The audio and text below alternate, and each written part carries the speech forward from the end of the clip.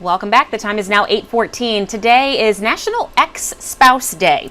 A recent article published by CNN shared that nationally, marriage rates are falling, but some statistics show that might not be the case here in our area. Here with us to explain why more couples may be tying the knot in our area is family therapist Susan Harrington. Susan, good morning. Good morning. How are you today? I'm well, and I hope you are too. But let's start off with diving into that article from CNN. What did their research find?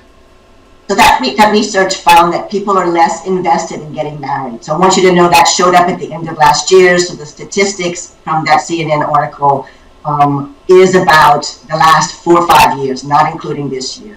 So and they're finding that people are... I'm sorry, go ahead. People are not interested in getting married because they're looking more toward finding how to get financially more secure is what they're more after, advance their career, that kind of thing. And so that's nationally speaking, but here in our area, is that the case? It is not the case. It's quite the opposite. So we acquired some data from Jefferson Parish Clerk of Courts that goes from 2000 to 2021. And since 2015, the marriage rates in Jefferson Parish went up 35%. And so what do you all think is the driver behind Louisiana, South Louisiana, being different than what you're seeing on the national stage? You know, we were very curious about that, and we wondered, and what forensic research that we found showed that people are usually interested in that improvement of finances. They're usually interested in those things, and that showed up. In 2015, we had things like equality for marriage started to happen, and we had pieces about the stock market increasing, so those pieces allowed us to add advantages of tax rates for people who are married versus not, as well as money being increased. In our specific area, what we wondered is if the recovery from Hurricane Katrina supported influx of marriage. The 10 years later, we needed that projected 10 years of recovery. And so now we are very focused on joining our families and keeping recovery. We think that helped a lot. It was very inspirational.